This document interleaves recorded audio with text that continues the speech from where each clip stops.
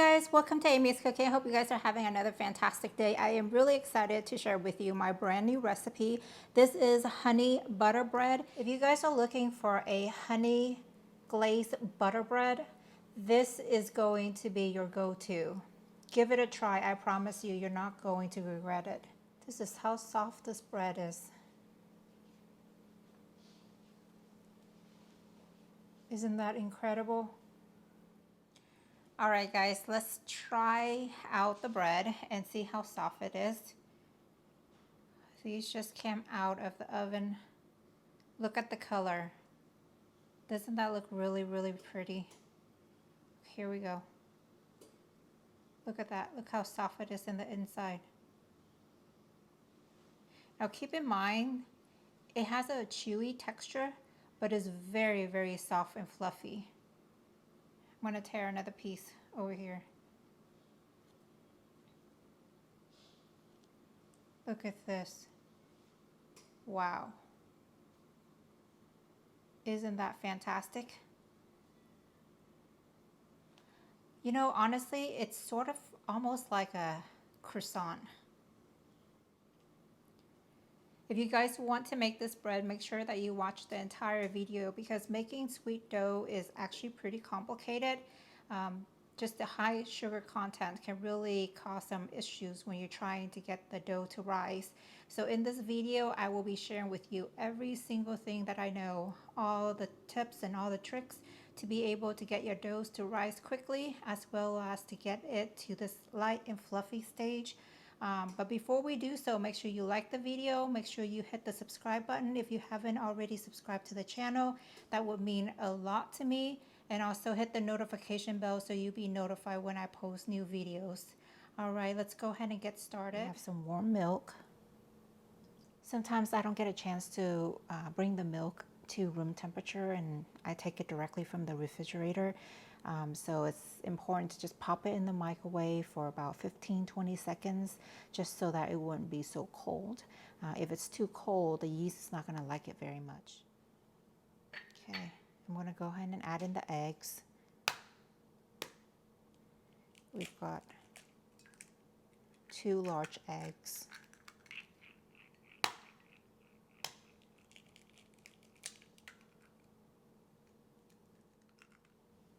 We'll go ahead and just beat this up first. Sometimes it's just hard to mix everything together. The eggs don't always want to incorporate that well. So we'll just break it up a little bit. Make sure it's all mixed in. Here I've got some water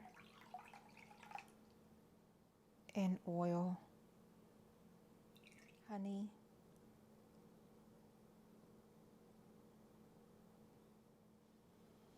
okay, we're going to mix this again so that the oil and everything else can be thoroughly mixed. I'm going to set this aside and we're going to work on the dry ingredients and then we'll pour it back in here. All right, so I've got bread flour here. This is 12.7% protein content. I've got about 3.5 cups. When you measure the cups, just kind of level it. We've got some instant yeast, salt, and sugar. Okay, I'm going to mix this up real quick. All of the ingredients will be in the description box. I'll leave both the US measurements and also weigh it out. Okay, now we're going to take all the dry ingredients and we're going to mix it together with the wet ingredients that I have already previously prepared. All right, everything goes in. We are using a standing mixer today. I just want to add everything here so you can see it clear. It's not very clear when you're using, when I record using the actual mixing bowl. When it comes to sweet dough recipes, it's very, very important that you follow certain key steps because you will find that because of the sweetness content in the dough, it is very difficult for the dough to rise, as opposed to if you're doing just a regular bread dough recipe that doesn't require so much sugar. In this recipe, we are adding in a lot of sugar. It's because, you know, we're not adding any fillings or anything like that. So we do want to make the bread sweet enough that you can enjoy. But with that comes along the difficulty of getting the dough to rise. So make sure that you watch the entire video, because it will all come down to how you prepare the dough when you knead it, and also how you rest the dough and prepare the dough. So make sure that you're watching the entire video to catch all that. I'll be giving little tips here and there as I go through the process. Okay, so here goes tip number one. When it comes to sweet dough, and if you want the bread to be super light and fluffy, you have to give it a lot more of the liquid. That's because all the sugar is going to use up the water, the liquid, and also the yeast and the gluten formation. You just need to have a lot more, so the ratio of the liquid to the flour to the dry ingredients will be much different. So when you're preparing your dough in the first step and you're mixing everything together and you notice that it's wet like this, it's actually normal. We want it to be like this. I will suggest, if you're not using a standing mixer to knead this dough, then you want to let this rest for about 20 minutes before you go in with your hands, because right now, as you're seeing, it's so wet that I'm using a spatula. It's gonna get quite messy. So let some of the glutens form first, and then you can go in with your hands, and you may wanna even maybe coat your hand with some oil before you start kneading it, okay? But eventually it will come together. Even though it is really wet like this, it's really important that it is quite a wet dough. I went ahead and transferred everything to the mixing bowl. Now, if you are using a mixing bowl like me today, you don't need to knead this very long. It only takes maybe about 4 minutes on speed number 2. I'm using a ProLine KitchenAid mixer, the 7-quart. So it doesn't take very long at all. Okay, so I've got my dough attachment on. And we're gonna start this, like I said, on speed number 2.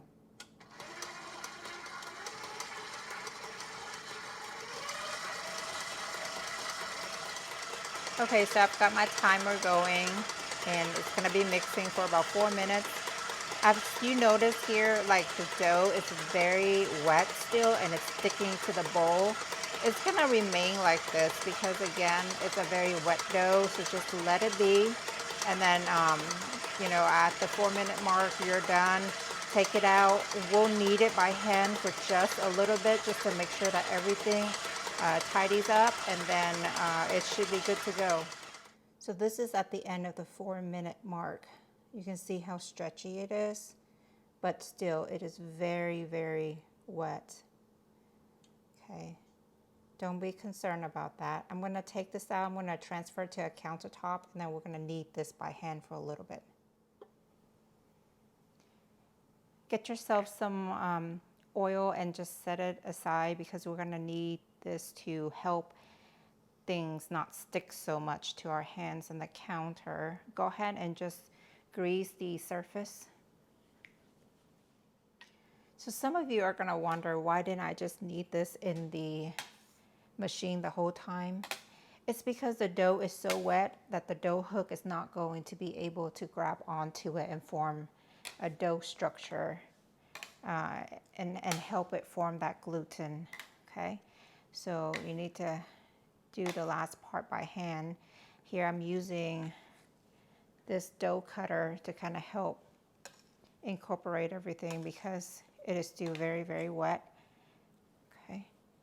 But kind of want to show you what it looks like, You know how we always do the stretch test? This dude tears apart pretty easily at this point, so we need to go a little bit more. Okay, so I've kneaded for, I would say maybe like 3 minutes or something like that, maybe 4.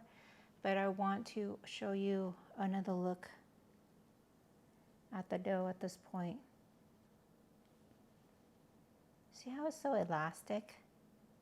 It's like a thin film. Okay. That's what you want it to be. This can probably go for another minute or so, and it should be ready. It's going to be very, very wet, but it should be so smooth like this. See that? You see? Really smooth.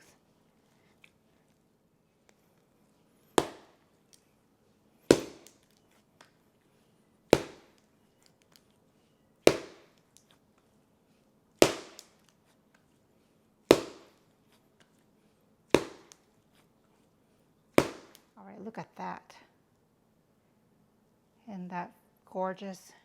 Make sure you grease the bowl really well so that it doesn't get all stuck to it.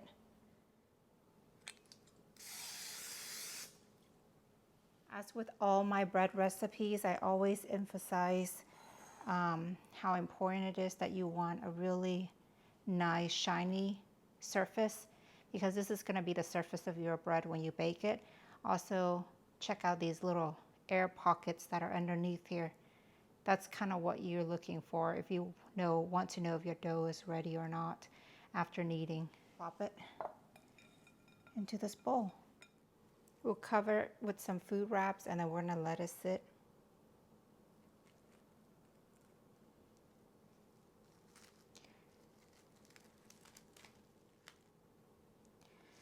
You will also find that the dough may not rise as quickly as you usually see. And again, that has everything to do with the amount of sugar is in here and how wet the dough is. So there are a few things that you can do to be able to help this along the way. If you live in a really hot climate, you can leave this in the garage where temperature, if it's in like the 90s, is going to help rise more quickly. Now, if you're living in like a colder climate, or if it's during the winter that you're preparing this recipe, then you can turn on the oven to the lowest setting and then leave it for about 1 to 2 minutes, and then shut the oven off completely, and then place this bowl into the oven with the light on to help speed it along. But you do want to check on it, because when you're altering the temperature like that, the dough does react differently. So you do need to check on it to make sure that it doesn't go too far. You just need to let this rise to about double. But it's really, really important that you let this step, the rising in this step take place. If it's more than 2 hours, let it be. It's got to rise for you to have that soft bread. So I left this actually in the garage, and it's probably 90 plus degrees in the garage. It's been only about 45 minutes and it's already gotten this big. I probably could have used a bigger bowl to put it in, but it's fine. It's all in there, contained. So let me go ahead and take off the plastic. Wow, look at that. I'm going to go ahead and pour this onto the counter, which I've already generously greased so that nothing sticks. And also remember, the top surface is going to be the outer layer of your bread. So you always want it to be shiny, smooth, and not all wrinkly.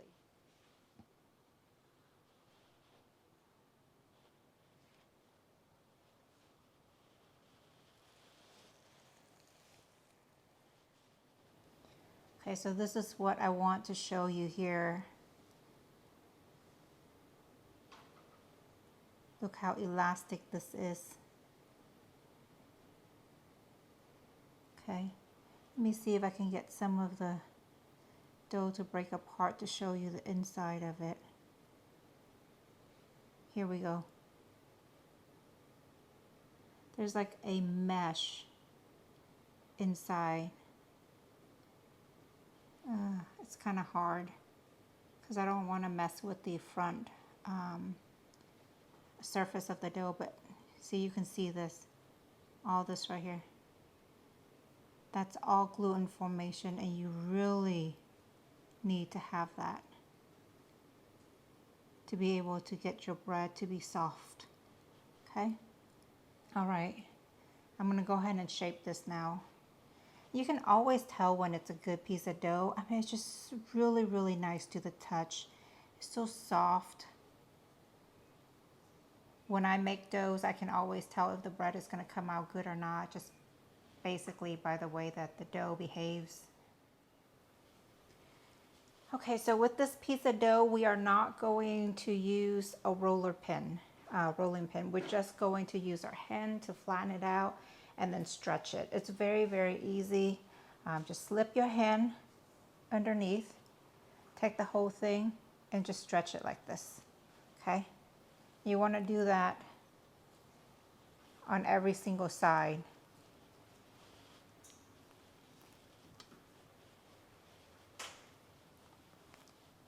Just continue to do that. Okay, you can see how super thin the sheet is. You'll see why I'm making it so thin in just a second, but it's really important. Make sure you stretch the edges. The edges tends to be a lot more thicker, so make sure you get all that stretched out. Okay, I'm really happy with the way things came out so far. It's nicely flattened. So after all, this is honey butter bread, right? But we haven't added any butter yet. So this is the part where you're gonna start spreading the butter on the entire surface of this flat sheet. Okay, so here I have 1 stick of room temperature softened butter. Okay, so make sure it's room temperature, otherwise it's very difficult to spread. And we're going to take this whole thing, we're going to spread on the surface. Now it depends on how big your flat sheet is. You may or may not use the entire stick, but save it because at the end, once you bake the bread, you can always put some of this butter on top of the bread too. So I'm going to go ahead and just spread everything on.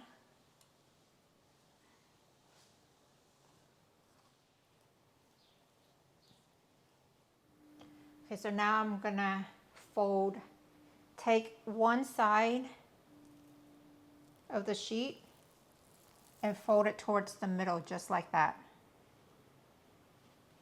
The end here, pull it up to where everything fits on top of each other, just like that. Do the same thing on the bottom.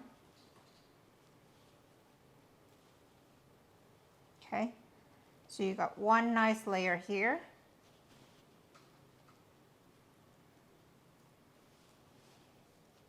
And next you're gonna take the other side and you're gonna fold it in just like that, same way.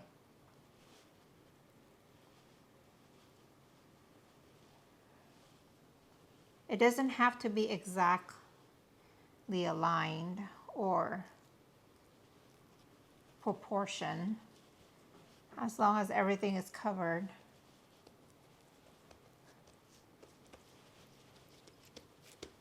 You will notice that sometimes it may pull back on its own, and some parts may be a little thicker than others. Just flatten it out as you need to. Make sure that it's all even throughout. And if it isn't, that's fine. I mean, some piece of bread may be a little thicker than others. Okay, so here we have it. I have some butter left. I did not use it all. I saved it for this top part. So down the middle will be somewhere right here.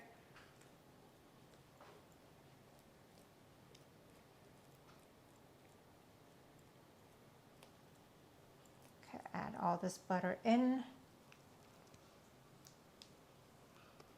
And I still have some left here, enough for me to just brush lightly over the bread once I bake it. So 1 stick of butter is really all that you'll need for the entire recipe. I'm going to take this end and I'm going to hold on to it tight and flip it all the way over.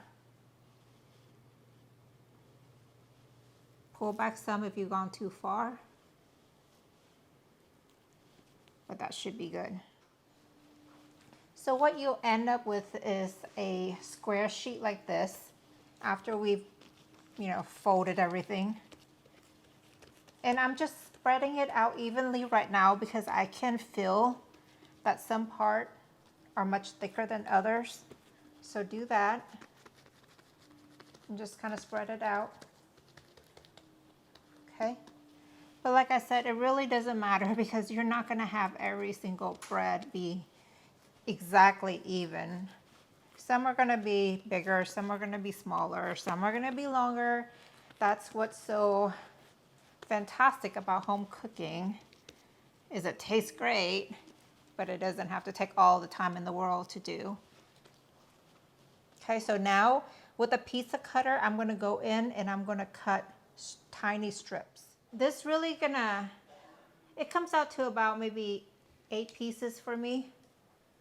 And then from here, it's just straight down again, divide it into 2. Oh, I am so bad with Aimee. And here. And then each of these pieces, we're going to cut into half again. Just like that.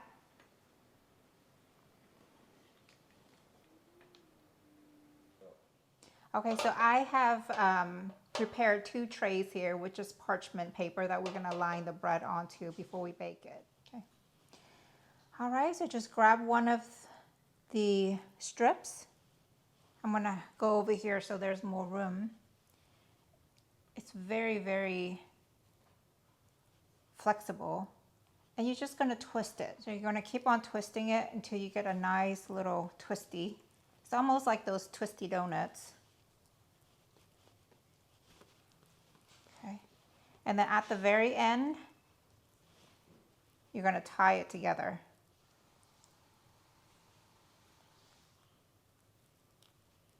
And that's it. You get one little now nice round pastry like this. I guess I can call it pastry because it's going to be sweet bread. And we're going to probably fit about 3 in each of these baking trays. I've got my little helper here. Kaylin wanted to do some too, so I'm going to let her. It's really fun when you're baking, when you have little kids. You definitely want to bake with them. She started baking with me when she was very little, so yeah. Okay, Caitlin, now that it's all twisted, you're going to wrap it around and you're going to try to tie it into a knot, okay? Take a generous amount length, tie it like you normally would tie. There you go. Yep, flip it under. There you go. That's it. There you go. You got yourself a little... I eat this one after it's done. You eat that one? Yeah. Okay. Okay, so I've shaped them all and onto the final proofing stage.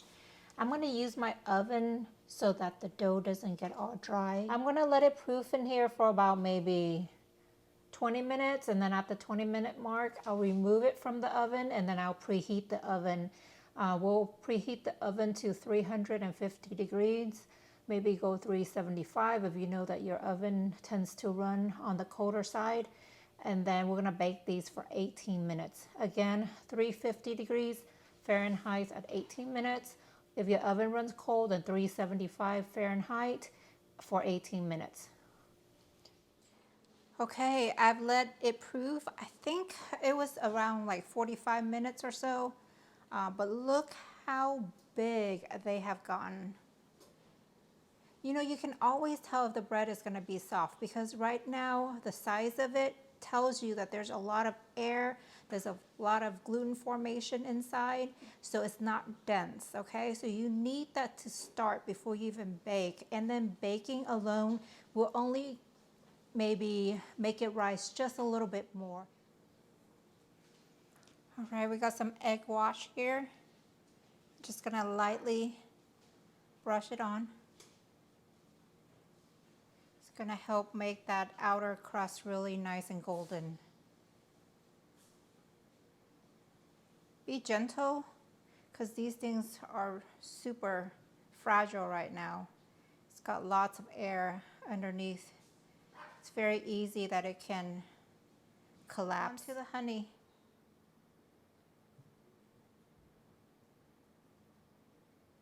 This is honey butter bread. So I'm going to be a little bit generous with the honey. It's going to give it a really nice glaze, honey glaze on top. Okay. Okay, guys, I just brought it out from the oven. Look how golden and delicious this looks. If you're only here, it smells so good. Like the smell is in this entire kitchen. I'm gonna brush a little bit of butter on this and then let it cool just a little bit, and then we're gonna do a taste test of it. Oh, it's so soft.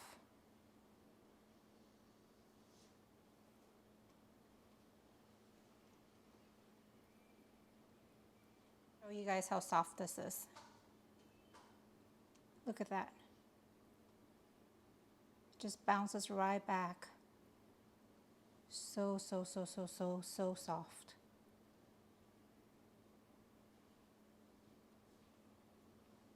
All that from the extra yeast that we use, the extra water, and knowing when to stop kneading and knowing when to stop proofing. All that, those are key things to be able to get the bread this super soft and fluffy. Okay, I've got one piece here. Look at this.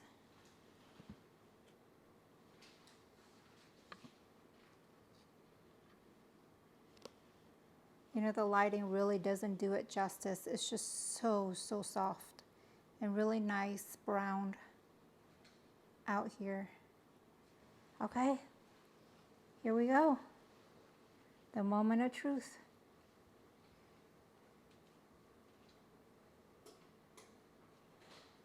It's almost like a croissant. Ooh, how beautiful.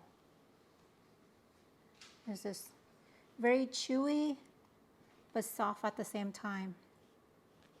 So flaky. Here you go.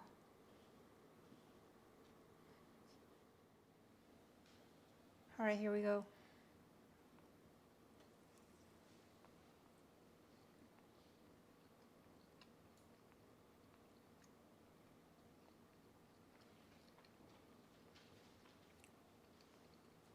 It is so soft, so soft. The skin and everything is very soft still, but it's flaky. It's really good. And that honey that we drizzle on top just gives it that extra sweetness. I'll give this recipe a try. I promise you're not going to regret it. So that's it. That's how you make honey butter bread.